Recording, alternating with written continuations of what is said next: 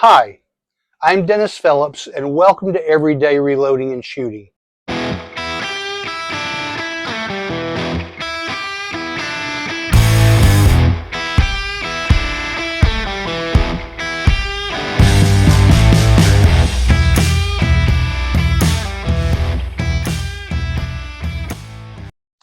Welcome back.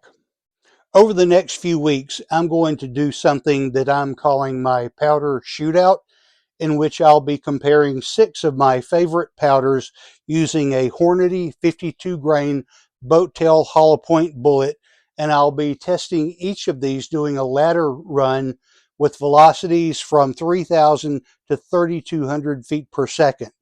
In order from the slowest burning powder to the fastest burning powder, we'll be shooting CFE 223, Varget, H335, Accurate 2460, IMR 3031, and Accurate 2200. We will take these in order week by week, and we will post the results so you can see exactly which powders perform with these bullets.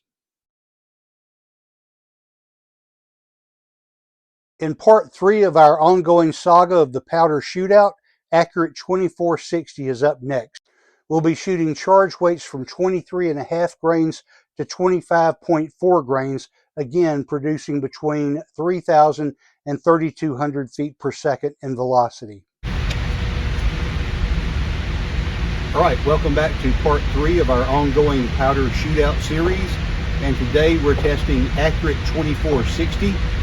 This is powder number 93 out of 170 on the powder rate burn chart. This is a medium speed burning powder.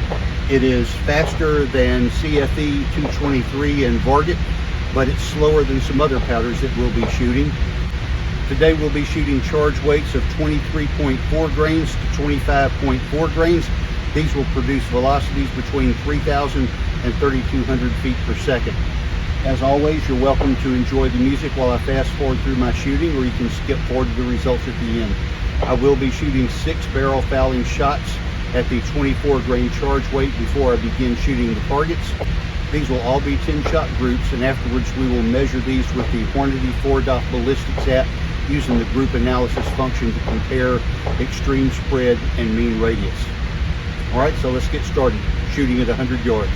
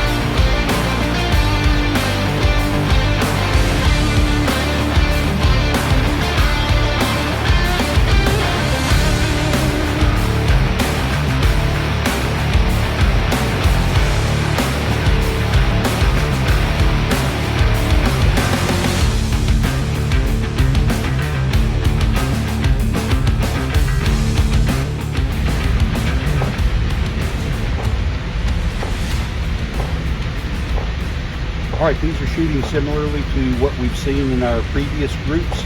We're starting off tight, and as the charge weight increases, the groups seem to scatter out. Let's bring it in and take a look.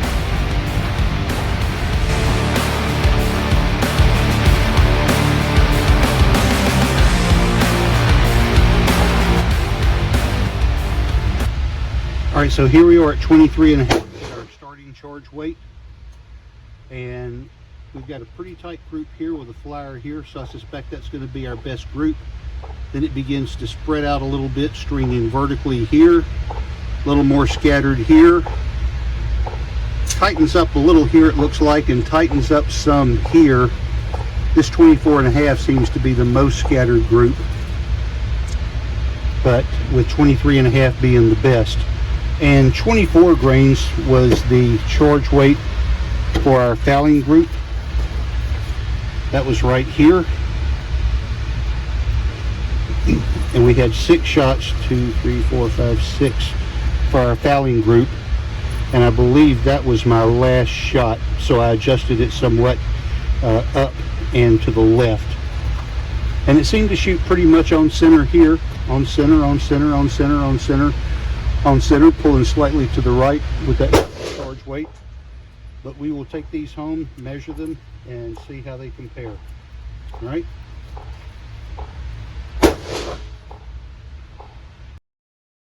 All right, so here are my results from the range today.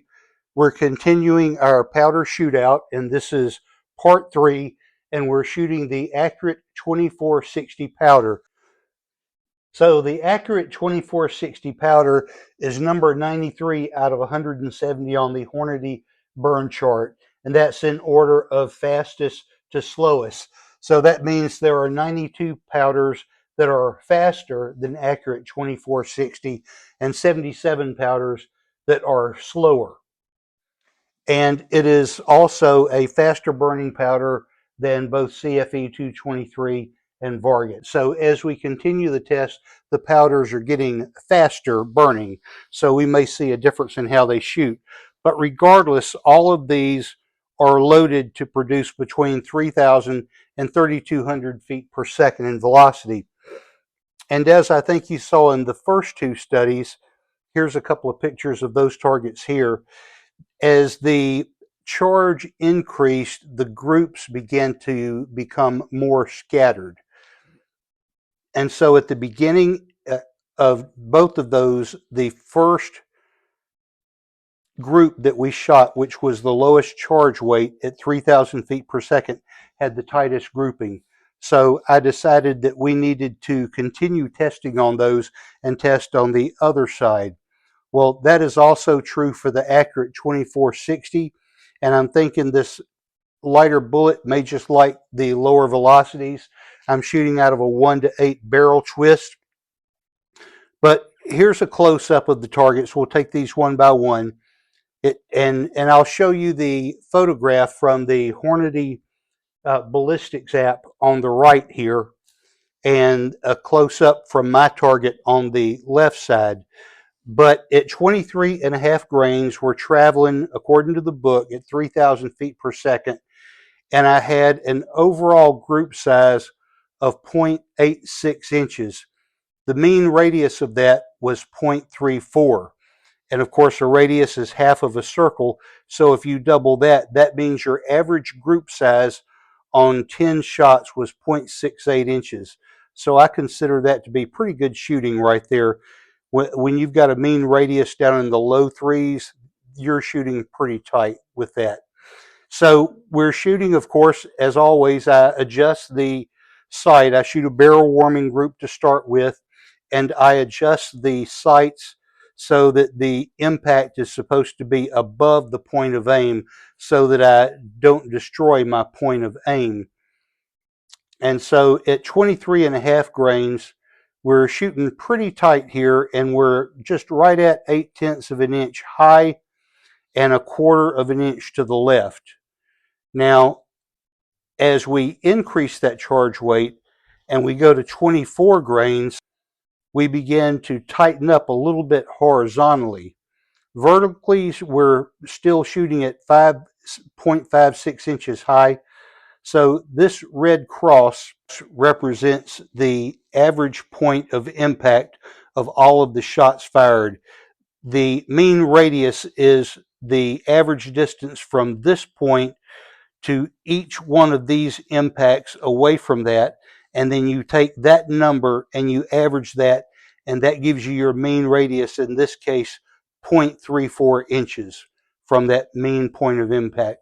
So that just means that you adjust your scope a little bit down and to the right, and you're shooting a 0.68 inch group. Okay?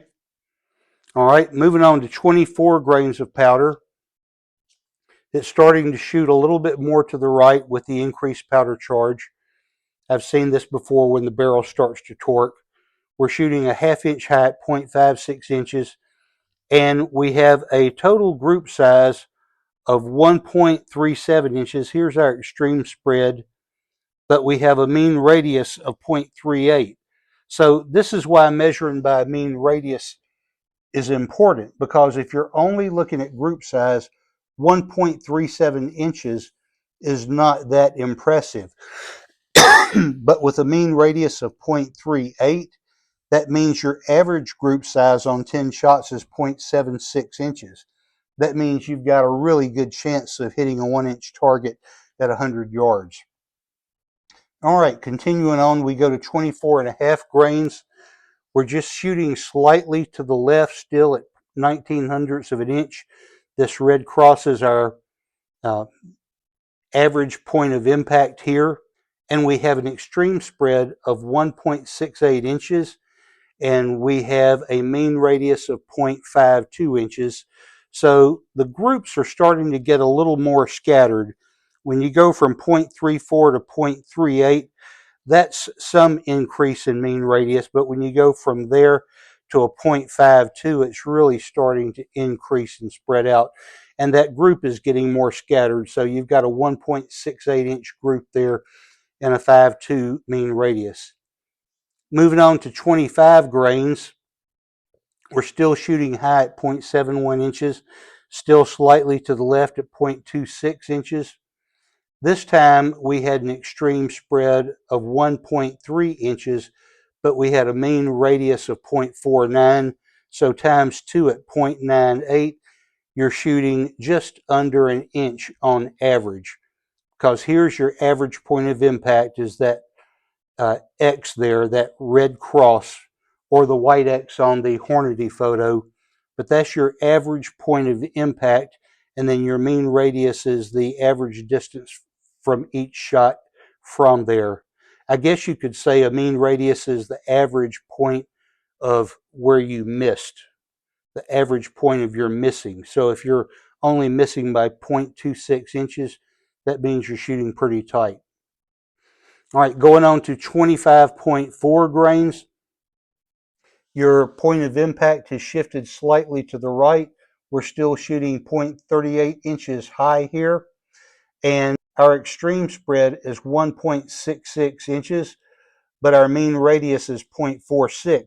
So times 2, that means you've got an average group size of 0.92. So basically you're shooting an inch at 100 yards on average. So again, as before, this lower charge weight produced the better results for. So in our next test, if we continue working with these powders and this bullet, we're going to look at backing off of that and backing down on the velocity down from the 3000 to maybe going back down to whatever the starting point is for the book. All right, so those are my results today. It looks like 23.5 grains of Accurate 2460 is the winner on this powder, but we're going to continue doing more testing. I hope you find this information helpful. If you have any thoughts or ideas, please be sure and leave those below. And as always, be sure to like and subscribe, and thank you for watching.